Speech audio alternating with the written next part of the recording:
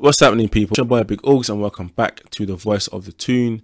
Newcastle United host Borussia Dortmund tonight in the Champions League match day 3. Dortmund come to our ground and in what for me is going to be an interesting game, as they are yet to win in this group. They currently sit bottom, but in the draw I think they were in pot 2. So on paper they're probably known to be more difficult than Milan. So.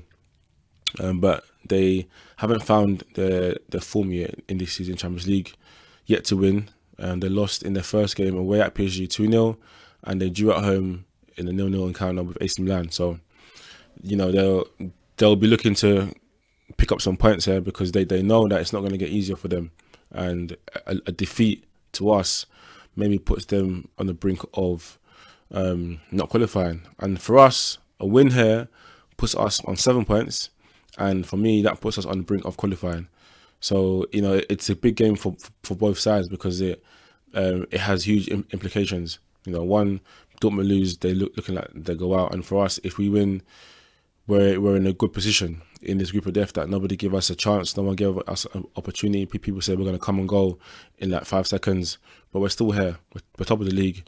We battered PSG and we drew away at AC Milan. So, Dortmund come to our ground now without scoring in the last 3 European games. And believe me, Newcastle right now, we're not the side that you're going to come to and look for goals or look to break that poor record, because we're not going to give it to you so easy. It's for us, we're finding our defensive form. Nick Pope's coming back to his best again. And our defence as well, after having some shaky performances at the start of the season, you can see now we're keeping clean sheets now. We're looking solid, even though now Botman's out. We've got Captain Lascelles who's come in and he's looked like, he's not missed a game all season. So, defensively, we're in great nick. So Dortmund have a lot of things to ask themselves. How are we going to get through this side? How are we going to score goals? How are we going to get a win in this nasty stadium where the fans are going to create a nasty atmosphere for us? So it's, for me, it's up to them. They've got to take the game to us, even though we're still going to play how we play, which is going to be aggressive on the front foot.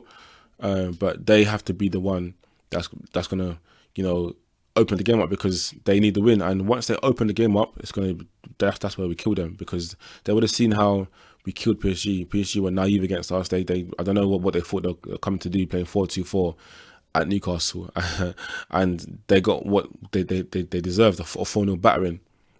So Dortmund, it'll be interesting for me to see how they set up. They've got some decent players. Obviously, Marco Reus, he's been there for a while.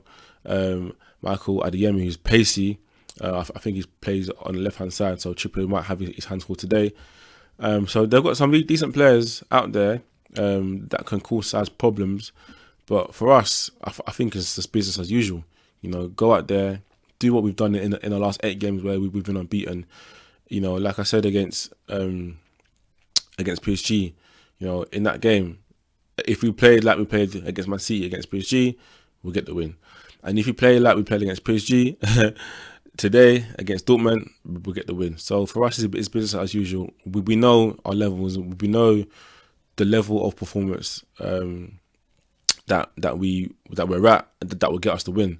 So it's just about going out there and putting it in that performance. So I'm confident that we'll get the win, because I don't believe. Yeah, Dortmund are a great side, and yes, they're doing well in their league, but this is Champions League. This is Newcastle. Like Luis Enrique called us the team in pot 4 that nobody wanted, because they know how great we're doing in the Premier League, how great we done last year, and we've continued that form into the Champions League where we're fearless. We don't fear anybody. We're scared of nobody. So it's just about going again. Going again. Keep raising the bar. Keep exceeding expectations. And I believe I'll back the boys and we'll get the win.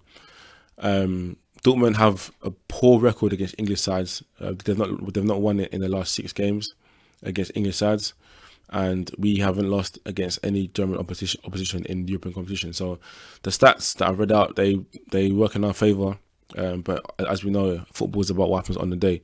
So they'll be looking, like I said, to get off the mark, but we'll also be looking to to get the win. So I back us anyways, and you know, well, our players are coming back to full fitness now. You know, we had that 2 week off, that 2 week break where players had the time to recover from that busy period, and now we're entering another busy period. But you know, I feel like this game comes at the right time for us after beating Palace 4-0. You know, straight after the 2 week international break. You know, this is a home game, so this is our second home game in this group. This first 3 games for me was for me works in our favour to have Milan away and then 2 home games in a row. 2 games at home in a row helps us because the next round of fixtures, the next round, you know, we got 2 away games. So this game for me is important. It's important that probably that we do get the win, because our home form in this group is going to be very important. Because if, let's say, Dortmund were to win, God forbid, but it sort of changes the whole group dynamic where everyone's now backing it. You know, anybody can qualify. So we've got to stay on top of this group and stay pressuring these sides. And I believe we can get the job done, because the boys have belief. You know, the boys are playing at a high level, and it's about just every game just play at that level or going higher and higher and higher. And that's what we've done of recent. You know, nobody thought that would get a draw against AC Milan. Nobody thought that would beat PSG 4-0. So now that people are expecting of us now, that might add some pressure, but for me it shouldn't, because it is, like I said, business as usual. You know, just go out there and keep doing what we've done all season, and I back the boys to get the win. The team that I'll do for the game, I would play obviously Nick Pope in goal. Kieran Trippier, he's been amazing. Picks himself. Lascelles is coming for Botman, as Botman is still out. He's been good. He's had some solid performances. Palace, I was really impressed with him. He was really good in the air, making sure he won his aerial duels. We've got Fabian Shaw and then Dan Burn. Dan Burn's been been playing very well. I believe he's watched my videos and he's seen me call him out a few times early on in the season. But now he's put in a performance that's worthy of him starting. And that's what I want. I want players who are called out, who are criticised, to prove me wrong, because that's only going to benefit the team. So Dan Burn gets his starting for me.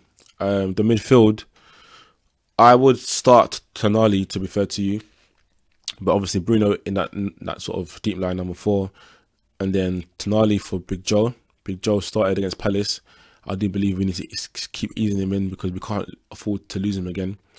And Tonali is looking like he's going to be looking at a 10-month ban, so it's best to try and get the most out of him whilst we can this season. So Tonali and Longstaff playing ahead of Bruno, and then we have Anthony Gordon out wide on the left hand side. He picks himself. He's been in great form. Almiron, who rested against Crystal Palace because Murphy played and played very well. Almiron for me comes back in, and Isak starts for me in this game.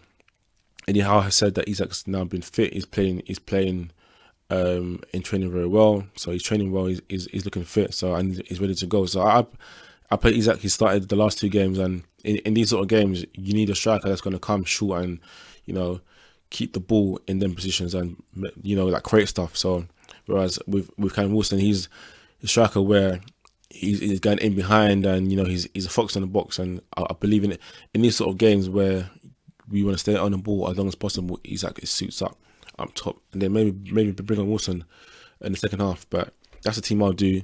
You know, our depth now, it's showing, because I saw it in the last game against Palace where we off the bench we brought on Tonali, we brought on Isak, we brought on Livramento, Almiron off the bench.